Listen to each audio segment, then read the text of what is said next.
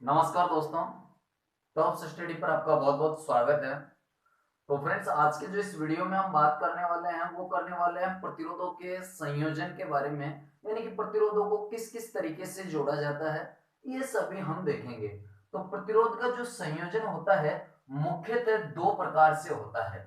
एक जो होता है, एक होता है श्रेणी संयोजन। कौन सा संयोजन भाई? श्रेणी संयोजन। और एक होता है समांतर संयोजन। पहला श्रेणी संयोजन हो गया, दूसरा होता है समांतर समांतर संयोजन। और एक तीसरा और होता है जो कि मिश्रित संयोजन के नाम से जाना जाता है। मिश्रित संयोजन इसी श्रेणी और इसी समांतर दोनों से मिलकर जो बनता है उसे हम मिश्रित मिश्रित संयोजन के नाम से जानते हैं। ठीक है, तो चलिए हम एक एक को अच्छे से पढ़ेंगे, अच्छे से देखेंगे कि किस तरीके से यदि श्रेणी क्रम में प्रतिरोध लगे हो तो कुल प्रतिरोध का मान कैसे ज्ञात करेंगे, और यदि जैसे समांतर क्रम में लगे हो तो कुल जो प्रतिरोध होगा वो हम किस तरीके से ज्ञात करेंगे, मिश्रित में होगा तो वो किस तरीके से ज्ञात करेंगे। एक एक को करके अपन अच्छे से पढ़ लेते हैं। तो देखिए, सबसे पहले हम जो बात करेंगे वो करेंगे श्रेणी संयोजन। कौन सा संयोजन भाई? श्रेणी संयोजन। अब मुख्य बात अगर बात करें इसमें कि भाई साहब इनकी जरूरत क्या पड़ गई, ये जो संयोजन है इनकी जरूरत क्या पड़ गई। देखो, आपने देखा होगा कि जो है प्लेट होती है ना इसकी, जैसे कि मान लीजिए हमारे पास कोई एफएम रेडियो है, तो ये जो चीजें होती है ना इलेक्ट्रिकल डिवाइस, उसमें प्लेट होती है, उसमें आपने देखा होगा छोटे छोटे जो छोटे छोटे आपको मिलेगा, छोटे छोटे जो प्रतिरोध होते हैं वो आपको मिल जाएगा। वो कुछ इस तरीके से होते हैं कि जैसे कि ये प्रतिरोध है, ठीक है, यहाँ पे ये कुछ इस तरीके से प्रतिरोध आपको मिलेगा हो, जिसे कार्बन प्रतिरोध कहा जाता है। ये कार्बन प्रतिरोध होते हैं। तो ये कार्बन प्रतिरोध ये क्या है, इतने छोटे होते हैं कि इन पे ना कलर दर्शाना थोड़ा सा नामुमकिन सा हो जाता है। नामुमकिन तो खैर नहीं है, लेकिन मुश्किल हो जाता है। इसलिए इस पे क्या है कि कलर कलर दिया जाता है, यानी कि चार पट्टी होती है इसमें। तो इस पट्टी में लाल कलर, इसमें काला, जैसे कि इसमें फिर यहाँ पे जैसे ग्रे दे दिए, यहाँ पे मान लीजिए सुनहरा कलर दे दिया। इस तरीके से कलर दिए जाते हैं, चार पट्टियों में कलर देंगे। तो फिर कलर के आधार पे हम प्रतिरोध ज्ञात करते हैं, जो कि मैंने पिछले वाला जो पहले वीडियो था ना उसमें मैंने आपको बता दिया था। ठीक है, तो किस तरीके से कलर ज्ञात करते हैं, वो कार्बन प्रतिरोध होते हैं उनमें देखा जाता है। तो मैं बात कर रहा हूँ कि इनकी जरूरत क्या पड़ी। तो भाई जरूरत ये पड़ी, जैसे कि क्या है, मान लीजिए मेरे पास एक ये परिपथ है, ये परिपथ है। और ये जो परिपथ है ना, यहाँ पे मैंने क्या किया कि इस जगह पे एक मैंने प्रतिरोध लगाया। मैंने यहाँ पे क्या लगा दिया? प्रतिरोध। ये प्रतिरोध लगा दिया। यहाँ पे मैंने एक बैटरी रखी, मान लीजिए सेल रख दिया मैंने, ठीक है, ये मान लीजिए कोई भी वोल्ट का सेल है, और यहाँ पे बैटरी रख दी। और इस जगह पे ये मैंने एक प्रतिरोध जोड़ा, फिर मैं आगे चला, फिर यहाँ पे भी मैंने क्या किया, प्रतिरोध लगा दिया। एक प्रतिरोध, प्रतिरोध को कुछ इस तरीके से दर्शाते हैं, मैंने पिछले वाले वीडियो में आपको बता दिया था। ठीक है, तो प्रतिरोध को इस तरीके से हमने दर्शा दिया। मान लीजिए एक प्रतिरोध और लगा दिया इस जगह पे, ठीक है, ये प्रतिरोध और लगा दिया, ये प्रतिरोध लगा दिया हमने, है ना। अब क्या किया, इसको जोड़ दिया, बंद परिपथ कर दिया अपन ने। ठीक है, स्विच वगैरह कुछ नहीं लगाया अपन, इसमें एमीटर वगैरह कुछ नहीं जोड़े अपन ने, डायरेक्ट जोड़ दिया, डायरेक्ट सेल से इन प्रतिरोधों को जोड़ दिया। नहीं इसमें कोई अपन ने लोड वगैरह रखा। ठीक है, लोड आप रख सकते हो। लोड मान लीजिए यहाँ पे मैंने एक बल्ब रख दिया, ये यहाँ पे मैंने एक बल्ब कुछ इस तरीके से रख दिया। एक बल्ब मान लीजिए मैंने यहाँ पे लगा दिया, एक बल्ब मैंने यहाँ पे लगा दिया, एक बल्ब मान लीजिए मैंने यहाँ पे लगा दिया। ये जो बल्ब है ये मैंने इस जगह पे लगा दिया, कुछ इस तरीके से, है ना। तो ये बल्ब लगा दिया अपन ने। अब होगा क्या, मान लीजिए कि यहां से 12 वोल्ट निकल रहा है। कितना वोल्ट निकल रहा है भाई? 12 वोल्ट। बैटरी से 12 वोल्ट निकल रहा है। अब होता क्या है कि ये जैसे कि माइनस टर्मिनल हो गया, ये कौन सा हो गया भाई? प्लस हो गया। अब इलेक्ट्रॉन प्रवाह तो इधर से होंगे ना। तो प्रतिरोध के बारे में मैंने बताया कि इलेक्ट्रॉन प्रवाह की दर में जो बाधा उत्पन्न करते हैं वो क्या कहलाते हैं? प्रतिरोध कहलाते हैं। तो होगा क्या, जैसे कि मान लीजिए ये बल्ब है, ये कह रहा है कि नहीं मुझे तो भाई साहब 12 वोल्टेज इतना नहीं चाहिए, मुझे अगर 12 वोल्टेज दे दोगे ना तो मैं तो भाई साहब फिनिश हो जाऊंगा, जल जाऊंगा, है ना। मेरा फिलामेंट फिलामेंट जो है वो जल जाएगा, हट जाएगा और खुला परिपथ बन जाएगा। अब एक चीज समझो, यहाँ पे अगर इस बल्ब का फिलामेंट जल गया और ये खराब हो गया, सोचो ये खराब हो गया, तो ये खराब होने के बाद ये जो टोटल परिपथ है ना, ये एक खुला परिपथ बन गया। कैसा परिपथ बन गया? खुला। यानी कि यहां से परिपथ खुल गया। तो मुझे ये बताइए कि यहां से अगर ये परिपथ खुल गया तो क्या इस जगह पे धारा जाएगी क्या? नहीं जाएगी। क्यों? क्योंकि इलेक्ट्रॉन जो इधर से बह रहे थे वो भाई साहब यहाँ पे कट गया। तो अगर खुला परिपथ हो गया तो हमने पढ़ रखा है कि अगर परिपथ खुला होगा तो बिल्कुल इलेक्ट्रॉन प्रवाह नहीं करेंगे, तो ये जुड़ा हुआ होना चाहिए। तो सीरीज में एक तो नुकसान क्या है अपने को? नुकसान ये है कि सीरीज में जब भी जोड़ा जाता है, सीरीज कनेक्शन जब भी किया जाता है, वो चाहे प्रतिरोध हो कैसे भी हो, तो सीरीज कनेक्शन में होता यह है कि अगर एक खराब हो गया तो समझो पूरे के पूरे ही खराब ही समझ लो। खराब नहीं होंगे लेकिन कोई भी बल्ब इसमें से जलेगा नहीं। दूसरी बात यह है कि भाई प्रतिरोध एक ही लगा देते, इतने क्यों लगाए? तो इतने इसलिए लगाए क्योंकि इसको है ना, ये कह रहा है कि नहीं मुझे तो भाई साहब इतना पावर नहीं चाहिए, इसको अलग पावर चाहिए, इसको मान लीजिए अलग चाहिए, इसको अलग चाहिए, मान लीजिए इसको कुछ भी चाहिए, इसको एक्स चाहिए, इसको x चाहिए, इसको मान लीजिए y चाहिए। बोला नहीं मुझे तो और भी कम चाहिए, इस x से कम चाहिए मुझे, यानी कि x माइनस कुछ भी चाहिए मुझे। ये कह रहा है कि नहीं मुझे और कम चाहिए, तो और कम चाहिए तो दो प्रतिरोधों को तो इनको पार करना पड़ेगा, इसको पार, तो बहुत सारा प्रतिरोध हो जाएगा। और प्रतिरोध का अगर मान बहुत सारा बढ़ जाएगा तो फिर समझ गए अपन की धारा का मान क्या हो जाएगा? घट जाएगा। और धारा का मान घट गया तो समझो इसको वोल्टेज कम मिल गया, यानी कि धारा कम मिल रही है। तो हम इस चीज को समझ गए कि बिल्कुल प्रतिरोध इसलिए लगाए जाते हैं क्योंकि अलग अलग डिवाइस को अलग अलग प्रतिरोध, अलग अलग धारा की आवश्यकता होती है। जैसे कि मशीन, जो अपनी मशीन है, कोई भी मशीन, कहने का मतलब मेरा इलेक्ट्रिकल डिवाइस है, ठीक है।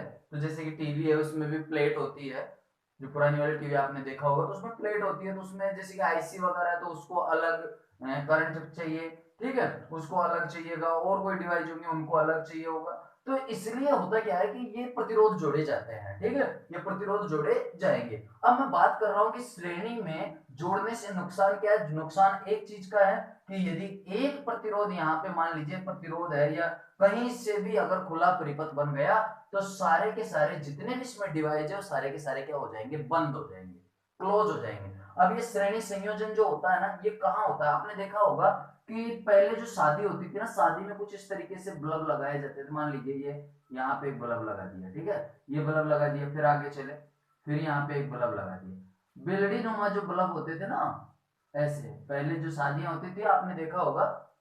आजकल तो क्या डिजिटल जमाना आ गया, तो इसलिए ये जो जो लड़ी होती है उसमें भी अगर मास्टर बल्ब दे दिया जाता है कि मास्टर बल्ब जब तक खराब नहीं होगा तब तक सारी चलती रहेगी, अगर एक खराब हो जाती है तो हो जाने दो, उसका कोई प्रभाव नहीं पड़ेगा, वही बंद हो जाएगी, उसको भी समांतर क्रम में दे दिया गया। लेकिन पहले क्या थी कि ये जो थी ना ये सीरीज क्रम में थी। देखो सीरीज में फायदा क्या होता है? सीरीज में फायदा ये होता है कि सीरीज में एक तो जो वायर होती है ना, भाई कोई भी जैसे कि वायर है अपने पास, ठीक है, तो वायर जो होती है या फिर कॉपर अपन कह सकते हैं, लेकिन कॉपर जो कॉपर के ऊपर वहां पे अगर इंसुलेट होता है तो वो वायर कहलाती है। तो वायर जो होती है उसका जो नुकसान होता है ना थोड़ा कम होता है। क्यों? क्योंकि इसमें एक ही रास्ता होता है, सीरीज में हमेशा रास्ता एक होता है, इसके पथ अलग अलग नहीं होते, इसके केवल मात्र एक रास्ता रहेगा कि ये रास्ता है तो यही है। अगर मैं इसको यहाँ से यहाँ जोड़ दूं तो फिर ये समांतर क्रम में बन जाएगा। अब समांतर क्रम आपने देखा होगा कि समांतर क्रम में जैसे कि अपने घर की लाइटें होती है, भाई पंखा अगर खराब हो गया ना तो पंखा ही खराब होगा, पंखा खराब हो गया पंखा ही खराब होगा। ऐसा नहीं एसी बंद हो जाएगी या टीवी बंद हो जाएगा, ठीक है, ऐसा कुछ नहीं होगा, या बल्ब बंद हो जाएगा, बस पंखा ही बंद होगा, ठीक है। तो इसी प्रकार जो अपना घरों में कनेक्शन होता है वो समांतर क्रम में होता है। आपने देखा होगा कि रोड लाइट जो होती है, आप सोचते हुए बिल्डिंग में सीरीज में होता है, इसमें क्या होता है एक खराब हो जाता है ना पूरा का पूरा मामला बिगड़ जाता है। तो जो पहले लड़ियां होती थी उनमें, अब भी अगर आपके पास क्वेश्चन आ जाए कि शादियों में लगाने वाली लड़ी में जो कनेक्शन होता है वो कौन सी श्रेणी में होता है, तो कौन से संयोजन कौन सा होता है, तो आपको कहना है कि श्रेणी संयोजन में वो कनेक्शन होता है। अब आपने देखा होगा कि जो रोड लाइट होती है, मान लीजिए ये रोड लाइट है, ठीक है, मैं कुछ रोड लाइटें बना देता हूँ, एक दो और तीन और भी बना देता हूँ, जितनी आप चाहो उतनी बना सकते हो। तो ये रोड लाइटें मैंने लगा दी। अब आप सोचते होंगे कि यार इसका है ना कनेक्शन इधर से जा रहा है सीधा और ऐसे ऊपर जाएगा, ऊपर से यहाँ आ जाएगा, वापस जाएगा, यहाँ से यहाँ आ जाएगा, यहाँ से जाएगा, यहाँ से यहाँ आ जाएगा, तो मतलब ये जो कनेक्शन है। अब आपको ऐसा नहीं देखना कि सीधा है तो उसमें श्रेणी होगा, जो संयोजन होगा श्रेणी। आप ये मत कह देना कि रोड लाइट श्रेणी में होती है, यह अधिकांशतः क्वेश्चन पूछा जाता है कि रोड लाइट जो होती है वो कौन से संयोजन में होती है, तो आपको बता देना है कि ये श्रेणी संयोजन में नहीं होती, ध्यान रखना इस चीज का, ये हमेशा समांतर में होती है। किसमें होती है? समांतर में। इसका जो कनेक्शन किया जाता है समांतर में किया जाता है। क्यों किया जाता है? क्योंकि अगर मान लीजिए बाय द वे एक रोड लाइट खराब हो गई, तो सारी की सारी रोड लाइटें अगर बंद हो जाएगी फिर तो मामला गड़बड़ हो जाएगा। और रोड लाइट आप देखते हो कोई ना कोई खराब होती रहती है, तो वैसे तो फिर मामला बिल्कुल बिगड़ जाएगा। इसलिए इनको समांतर क्रम में रखा जाता है। समांतर क्रम में कैसे? जैसे यहाँ से वायर जा रही है तो यहाँ से अलग से इसमें से वायर ले लेंगे, लेकिन ये वायर जाती रहेगी, तो यहाँ पे रास्ते दो बन गए। जैसे धारा इधर जा रही है तो धारा आगे निकल गई, धारा आगे निकल चुकी, बस यहाँ से शॉर्ट करके इसको ऊपर में धारा दे दी गई। तो इसलिए यहाँ पे जो कनेक्शन किया जाता है वो समांतर क्रम में किया जाएगा। ठीक है, बात को समझना, समांतर क्रम में किया जाएगा। ठीक है भाई, अब देखो हम आगे बात करते हैं। तो इसमें जो कुल प्रतिरोध होता है यानी कि टोटल रेजिस्टेंस का जो मान होता है वो कैसे निकाला जाता है? मान लीजिए बाय द वे मैंने इसको कहा कि ये 5 ओम का प्रतिरोध है। कितने ओम का प्रतिरोध है भाई? 5 ओम का प्रतिरोध है। ये मान लीजिए मैंने कहा कि ये 0.2 ओम का प्रतिरोध है, 0.2 ओम का प्रतिरोध है। मैंने इसको कहा कि नहीं ये 0.8 ओम का प्रतिरोध है। ये कितने ओम का प्रतिरोध है? 0.8 ओम का प्रतिरोध है। अब टोटल रेजिस्टेंस की अगर बात करें श्रेणी में, तो बस मुख्यतः आपको यह ध्यान रखना है कि श्रेणी में, हमेशा श्रेणी में जब भी आपको टोटल रेजिस्टेंस पूछे, कुछ नहीं करना, जितने भी आपको रेजिस्टेंस दे रखे हैं ना, यहाँ पे जितने भी आपको प्रतिरोध दे रखे हैं उन सबको आपको एक जगह जोड़ देना है, बस वही आपका आंसर होगा। यानी कि मैं ये कहूंगा कि टोटल जो रेजिस्टेंस होगा, रेजिस्टेंस जो टोटल होगा, टोटल रेजिस्टेंस बराबर यहाँ पे आपको कुछ नहीं करना है, R1 plus R2 plus R3 plus R4, जो भी आएगा आगे जितना भी रेजिस्टेंस यहाँ पे दे रखा है 5 10 15 20 जितना दे रखे सबको क्या कर देना है? जोड़ देना है। तो यहाँ पे श्रेणी का अगर टोटल रेजिस्टेंस की बात करें तो टोटल रेजिस्टेंस जो हो जाएगा R1 का वैल्यू आप कहोगे साहब ये है या ये है, तो कोई दिक्कत नहीं, आप कोई सा भी ले सकते हो, लेकिन अगर मानोगे तो R1 ये क्यों? क्यों R1 इसलिए है क्योंकि इधर से इलेक्ट्रॉन प्रवाह इधर से हो रहा है, और जो पहला पहला जो यहाँ पे प्रतिरोध लगाया गया है वो यही लगाया गया है। क्यों? इलेक्ट्रॉन प्रवाह में सबसे पहले बाधा कौन उत्पन्न करेगा? ये वाला करेगा, तो इसे अपन R1 कहेंगे। लेकिन अगर आप मान लीजिए ये कहते हो कि नहीं मैं तो R1 इसको मानूंगा, तो भी कोई प्रभाव नहीं पड़ेगा, आप R1 किसी को भी मान सकते हो, कोई प्रॉब्लम नहीं होती, क्योंकि जोड़ना सभी को है। तो इस तरीके से R1 हमारा कितना है? 5 है, और R2 हमारा कितना है भाई? R2 जो हमारा है वो है 0.2, R1 है 0.2 और R3 जो है हमारा वो है 0.8। अब इन सबको हम ऐड कर देंगे, तो ऐड जैसे ही करेंगे तो हमारे पास कितना ओम आ गया भाई? 6 ओम हमारा क्या आ गया? 6 ओम जो है ये हमारा प्रतिरोध आ गया, और यही हमारा क्या आ गया? आंसर। तो दोस्तों उम्मीद करता हूं कि श्रेणी संयोजन में अगर प्रतिरोध आपके पास आ जाए तो आप इजीली इनको जोड़ सकते हो, कोई प्रॉब्लम आपको नहीं आनी चाहिए। सीधा सीधा क्या करना है? सबको जोड़ना है। ठीक है, तो ये आपका कंप्लीट हो गया श्रेणी संयोजन। कौन सा संयोजन कंप्लीट हो गया? श्रेणी। अब बात करते हैं अपन समांतर संयोजन की। ठीक है, तो समांतर संयोजन की अपन थोड़ी सी बात कर लेते हैं कि समांतर संयोजन किस तरीके से होगा। देखो बता देते हैं आपको, जैसे कि समांतर संयोजन, समांतर संयोजन, ठीक है, समांतर संयोजन, संयोजन, ये समांतर संयोजन हो गया। अब इसमें करना क्या आपको? समांतर संयोजन में जैसे कि मैं यहाँ पे एक परिपथ बना के समझाता हूं तो थोड़ा सा अच्छे से समझ में आ जाएगा आपके। जैसे कि मैंने यहाँ पे एक मान लीजिए यहाँ पे मैंने एक वही 12 वोल्ट का मैंने सेल ले लिया, या फिर मैं बैटरी बना देता हूँ, चलो बैटरी बना देते हैं 12 वोल्ट की, है ना। तो ये 12 वोल्ट की अपन ने क्या बना दी? बैटरी। ये बैटरी बना दी, यहाँ पे मान लीजिए अपन ने एक स्विच भी लगा दिया, ठीक है, एक स्विच भी लगा दिया अपन ने, इसको बंद भी कर देते हैं स्विच को ताकि धारा चलती जाए, है ना, बंद करना पड़ेगा। तो ये स्विच लगा दिया, और फिर मैंने क्या किया कि इस जगह पे थोड़ा आगे चलकर मैंने इस जगह पे एक प्रतिरोध लगाया। मैंने यहाँ क्या लगाया? प्रतिरोध। भाई प्रतिरोध का सिंबल कुछ इस तरीके से होता है, आपको मालूम होना चाहिए, ठीक है, ये बता दिया मैंने, पहले भी बता दिया था आपको। कुछ इस तरीके से मैंने प्रतिरोध लगा दिया, इसको आगे बढ़ाया थोड़ा, और वापस लाके मैंने इसको इससे मिला दिया। ये आपका माइनस वाला हो गया, ठीक है, और ये आपका क्या हो गया? प्लस वाला हो गया। देखो जिधर बड़ा होता है ना उधर प्लस वाला होता है, जिधर छोटा होता है उधर क्या होता है? माइनस वाला। ठीक है, अब सुनो, यहाँ पे मैं कुछ प्रतिरोध और जोड़ूंगा, जैसे कि मैंने यहाँ से इस जगह से यहाँ पे एक प्रतिरोध लगा दिया, इस जगह पे मैंने प्रतिरोध लगा दिया। अब होगा क्या इससे? थोड़ा सा हम समझेंगे इस चीज को। यहां से ये प्रतिरोध एक यहाँ जोड़ दिया, एक थोड़ा इधर जोड़ देते हैं, मान लीजिए ये जोड़ दिया अपन ने, ठीक है ना, ये प्रतिरोध यहां जुड़ गया, ये जुड़ गया। अब अपन ने ये जो प्रतिरोध जोड़े, मान लीजिए इसका जो मान है वो 1 ओम है, कितना ओम है, 1 ओम है, और इसका मान लीजिए 2 ओम है। मैं यहाँ पे ओम नहीं लगा रहा हूँ, आगे आप समझ लेना, ऊपर वाले का 3 ओम है। मुझे कहा जा रहा है कि आप टोटल रेजिस्टेंस इसका ज्ञात कीजिए। टोटल रेजिस्टेंस आप ज्ञात करो। देखो कुछ नहीं करना है, यहाँ पे जब भी टोटल रेजिस्टेंस की बात की जाए तो वास्तविकता में तो ऐसा होता है कि यहाँ पे 1 बट्टा ये जो है ना टोटल रेजिस्टेंस, यानी कि मैं ये कहूंगा कि टोटल रेजिस्टेंस बराबर, टोटल रेजिस्टेंस जो बराबर होगा वो होगा भाई साहब, सॉरी, टोटल रेजिस्टेंस जो बराबर होगा 1 बट्टा आर बराबर, 1 बट्टा आर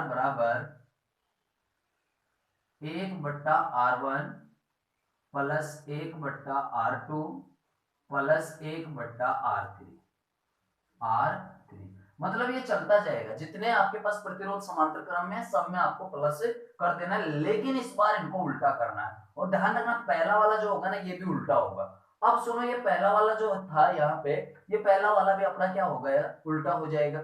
होता क्या है, देखो समझना इस चीज को कि ये टोटल अपना रेजिस्टेंस आएगा यहाँ पे, लेकिन वो एक बट्टे में आएगा, कहने का मतलब इस तरीके से आएगा 1 बट्टा R में। चलो अपन थोड़ा सा देख लेते हैं, फिर समझ में आ जाएगा। यहाँ पे मैं अगर टोटल रेजिस्टेंस की बात करूं, टोटल रेजिस्टेंस अगर मैं ज्ञात करूं तो कुछ इस तरीके से करूंगा कि यहाँ पे 3 ओम का है, 2 ओम का है और 1 ओम का है ना। तो अब मुझे टोटल रेजिस्टेंस अगर ज्ञात करना होगा, देखो पहली बात तो समांतर जो क्रम होता है ना उसके क्या है, पथ अलग अलग हो जाते हैं, बहुत सारे रास्ते हो जाते हैं। सोचो फायदा क्या है, फायदा ये है कि यहाँ से अगर कनेक्शन कट जाए, वो बाय द वे यहाँ से कनेक्शन कट गया तो भी धारा देखो इधर से बह जाएगी, ऊपर से बह जाएगी, तो जहां से कनेक्शन कट गया बस वही कटेगा, बाकी मामला चलता रहेगा, कोई प्रॉब्लम नहीं होगी। समांतर में अलग अलग रास्ते होते हैं, तो ये कह सकते हैं कि जब 2 या 2 से अधिक रास्ते होते हैं तो उसे समांतर पथ कहा जाता है, समांतर संयोजन कहा जाता है, ठीक है। अब देखो टोटल रेजिस्टेंस हमें निकालना है, तो टोटल रेजिस्टेंस हम बराबर का चिन्ह लगा देंगे, अभी निकालेंगे।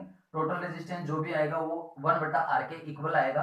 तो 1 बट्टा R1 कितना है, यहाँ पे R1 आप किसी को भी मान सकते हो, इसमें कोई प्रॉब्लम नहीं होगी, आप किसी को भी मानो। तो मान लीजिए R1 मैंने 1 को ही मान लिया, प्लस मैं R2 की बात करूंगा तो 1 बट्टा R2 हो जाएगा, प्लस 1 बट्टा R3 की बात करूं तो R3 कौन है, 3 है, तो मैंने 3 लिख दिया।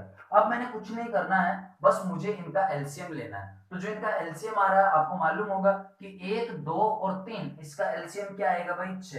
एलसीएम का मतलब होता है कि वह छोटी से छोटी संख्या जिसमें 1 का भी और 2 का भी और 3 का भी भाग चला जाए, ठीक है। ये महत्व वाली बात है, तो आप समझ सकते हो इस चीज को। तो एलसीएम कितना आया, 6।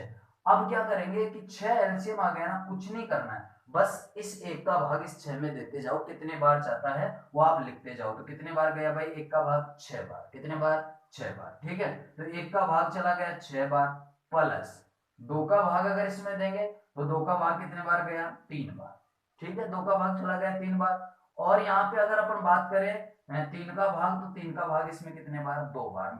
बोले साहब आप ऐसा क्यों कर रहे हो, गुणा क्यों नहीं किया आपने ऊपर वाली संख्या से। तो देखो अगर 1 का भाग 6 में देते 6 बार जाता है, 1 से गुणा कर दे तो 6 ही आते, हमेशा ऊपर तो 1 ही आना है, तो गुणा करने की जरूरत नहीं। 2 का भाग 6 में देते 3 बार आता, 3 को गुणा 1 से करते तो 3 ही आते।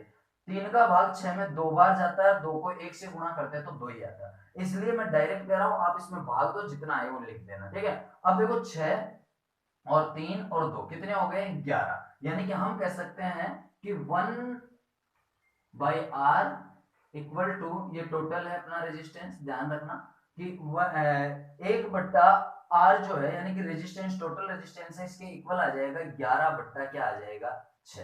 अब सुनो एक चीज को समझना थोड़ा सा, ऐसे समझोगे आप कि अगर मान लीजिए यहाँ पे 1/RT है यानी कि टोटल रेजिस्टेंस है, और इधर 11/6, अगर इधर वाली संख्या को आप उल्टी करते हो ना तो इसको भी आप उल्ट सकते हो, यानी कि पलट सकते हो।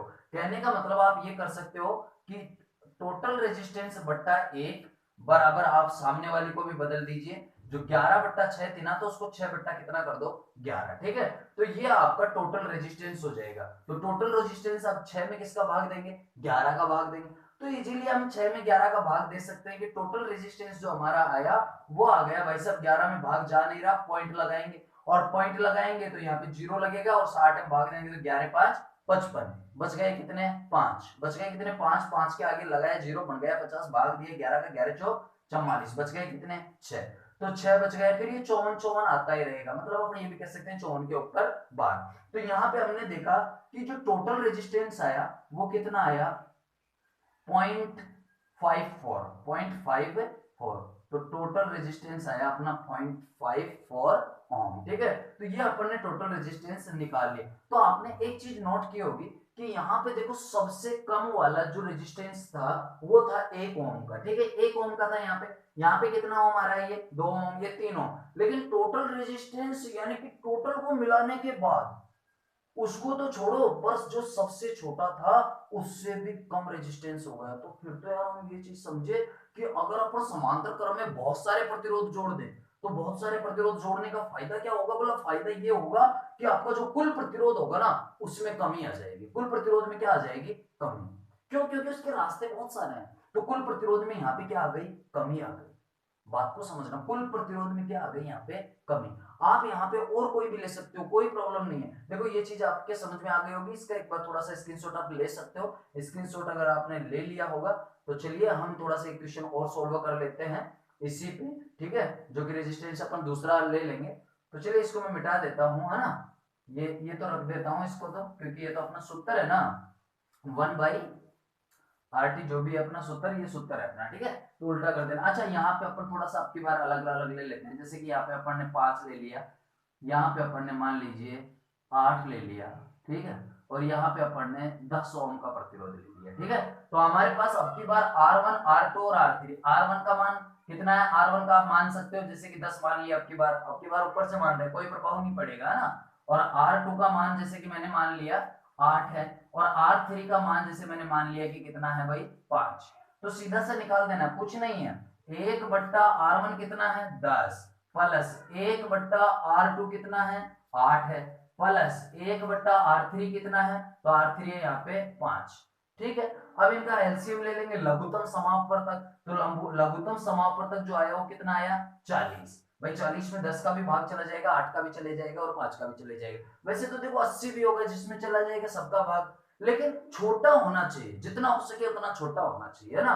तो यहाँ पे 40 हो गया। एलसीएम आप निकालना जानते हो, बाकी आप सर्च कीजिएगा यूट्यूब पे कि एलसीएम कैसे निकालते हैं, आप सीख जाओगे, कोई दिक्कत नहीं है, ठीक है। मैं एलसीएम नहीं सिखा रहा, मुझे ये सिखाना है इसलिए, ठीक है। माफी चाहता हूँ कि आपको आप कहोगे कि नहीं थोड़ा सा बता देते साइड में, तो अभी मैथ नहीं चल रही है ना, मैथ में आपको बता देता है ना। देखो इधर 10 का भाग 40 में कितने बार गया 4 बार, 8 का भाग 8 पंजो 40, और 5 का भाग कितने बार भाई 40 में 8 बार, ठीक है।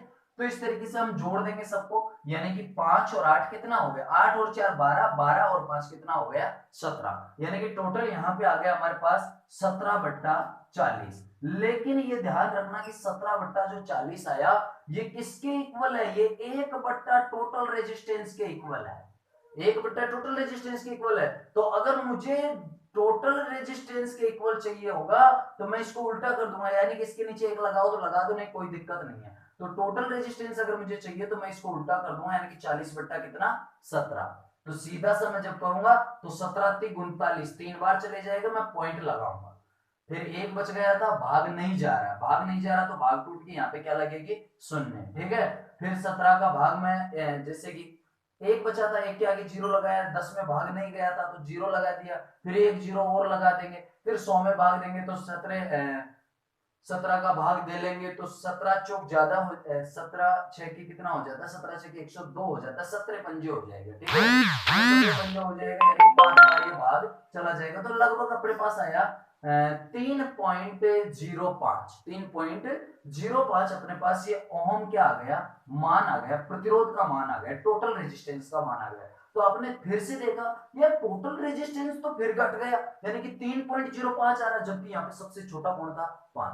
तो ये चीज आप नोट करके लिख लीजिए कि समांतर संयोजन में सबसे छोटे वाला जो प्रतिरोध होगा उससे भी कम टोटल रेजिस्टेंस का मान होता है। जो मैंने बोला इसको ऐसे कैसे आप नोट बना के लिख लो, ये मुख्य बात है ना। तो ये चीज देखा हमने किस तरीके से इसका प्रतिरोध निकाल लिया। तो आपने समांतर संयोजन भी अच्छे से समझ लिया होगा। चलिए अब हम जो बात करते हैं वो करते हैं मिश्रित संयोजन के बारे में। मिश्रित संयोजन क्या है? अगर ये दोनों सीख लिए, मिश्रित संयोजन सीख गए, ठीक है, उसमें आपको कोई प्रॉब्लम नहीं है। चलो मैं यहीं पे इसी से मिश्रित संयोजन बना देता हूं। अपने पास ये बना हुआ है, इनका जो मान है ये अलग अलग रख देंगे अपन, ठीक है। तो चलो ये अपन ने हटा दिया और यहाँ पे मैं एक रेजिस्टेंस लगा देता हूँ, एक प्रतिरोध हमने लगा दिया, एक प्रतिरोध यहाँ लगा दिया, एक प्रतिरोध मैं यहाँ लगा देता हूँ, ये प्रतिरोध मैंने यहाँ लगा दिया कुछ इस तरीके से, और ये ले जाके मैं इस जगह से ये लो एक कनेक्ट कर दिया, ठीक है, ये हमने कनेक्ट कर दिया। अब मुझसे पूछा जा रहा है कि भाई साहब ये जो है ना, इसमें आप टोटल रेजिस्टेंस ज्ञात करो। यदि इसका प्रतिरोध 4 ओम हो, इसका यदि 2 ओम हो, इसका कितना ओम हो भाई? 2 ओम। ध्यान रखना श्रेणी में प्रतिरोध हमेशा बढ़ता है, जितने ज्यादा लगाओगे उतना बढ़ेगा, समांतर में प्रतिरोध घटता है। तो यहाँ पे हम मान लीजिए, यहाँ पे कह दिया कि यहाँ पे मान लीजिए एक 4 ओम का है, एक 6 ओम का है, एक कितने का है? 6 का है, और एक आपसे कह दिया जाए कि एक 12 ओम का प्रतिरोध है, एक 12 ओम का प्रतिरोध है। तो टोटल रेजिस्टेंस ज्ञात करो। अब सुनो, हमें करना क्या है?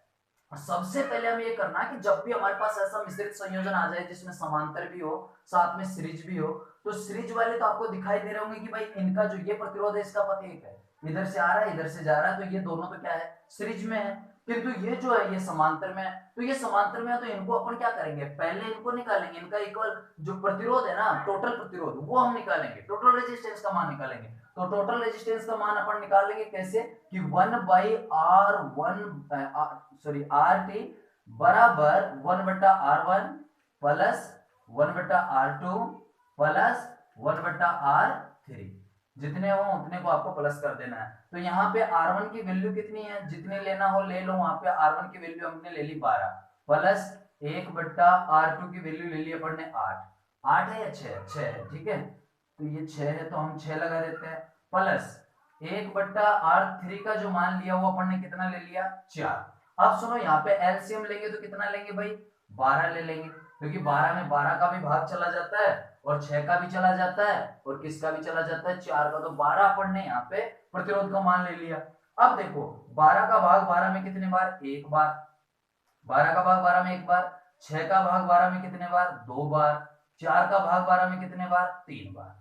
तो 1 2 3, 3 और 3 6। तो यानी कि हम कह सकते हैं कि टोटल रेजिस्टेंस आया वो आया 6/12। लेकिन ये टोटल नहीं है, ये टोटल नहीं है, ये 1/ टोटल रेजिस्टेंस के इक्वल है, जो कि कौन है? 6/12। अगर मुझे टोटल रेजिस्टेंस चाहिए, मैं इसको पलटूंगा तो इसको भी पलटूंगा, यानी कि टोटल रेजिस्टेंस का मान जो होगा वो होगा 12/6। ठीक है। तो 6 से 12 जब कटेगा कितने बार? 2। तो ये जो प्रतिरोध आया ये कितना ओम आ गया? 2 ओम। तो अब हमारा जो सर्किट बनेगा वो कुछ इस तरीके से बनेगा कि ये जो अपनी बैटरी थी, ठीक है, ये अपनी क्या थी? ये अपनी बैटरी थी, ये बैटरी थी अपनी कुछ इस तरीके से, ये अपनी बैटरी थी, ठीक है। इसी का मैं रूप बना रहा हूँ छोटा। तो यहाँ से कुछ इस तरीके से ये जा रहा था, यहाँ पे ये प्रतिरोध था, जो भी है थोड़ा फास्ट बना देता हूँ ना, क्योंकि ऊपर बना हुआ तो है। तो ये प्रतिरोध था, ऊपर जाके फिर यहाँ पे एक प्रतिरोध और था, फिर आगे चला था। तो ये समांतर जो आया था ना प्रतिरोध, इसको अब क्या अपन ने एक प्रतिरोध बना लिया, जिसका मान कितना आया? 2। तो इसको एक प्रतिरोध बना लिया, तो हम ये कह सकते हैं कि केवल मात्र एक ही प्रतिरोध से आप इसे दर्शा दो, और यहाँ पे आप इसको 2 ओम रख दो। कितना ओम रख दो भाई? 2 ओम। तो 2 ओम रख दिया अपन ने, और यहाँ से ऐसे करके इसको कनेक्ट कर दिया। ये प्लस वाला हो गया, ये आपका क्या हो गया? माइनस वाला। तो अब आप देख पा रहे होंगे कि ये तो सब किस में आ गए? सीरीज में आ गए, सारे के सारे सीरीज में आ गए। और सीरीज में आने के बाद तो अपना काम बहुत आसान हो गया। क्यों? क्योंकि हम तो सबको जोड़ देंगे। तो चलिए जोड़ लेते हैं, क्या दिक्कत है? सीरीज में R1 plus R2 plus R3, तो 2 और 2 4, 4 4 8। ये लो जी, टोटल रेजिस्टेंस इसका कितना है? 8। तो किस तरीके से निकालेंगे? यहाँ पे थोड़ा सा मैं इसको मिटा देता हूँ, इसको मिटाने के बाद यहाँ लिख देता हूँ। तो सीरीज का जो होगा वो होगा R1 plus R2 plus R3।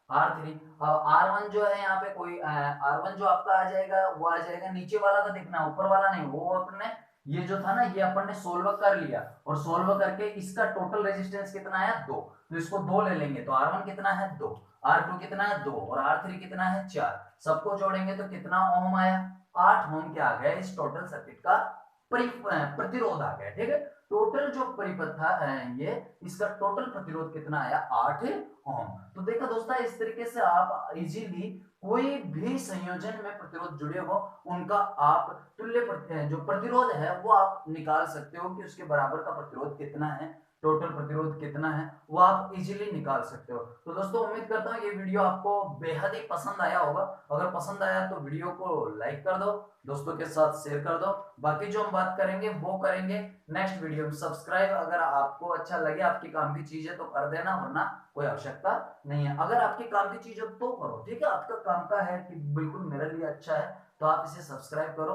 और बाकी जिन्होंने जितना सब्सक्राइब किया उसके लिए मैं तहे दिल से धन्यवाद कहूंगा। बाकी जो बात करेंगे वो करेंगे नेक्स्ट वीडियो में। आज के लिए इतना ही काफी। जय हिंद, जय भारत।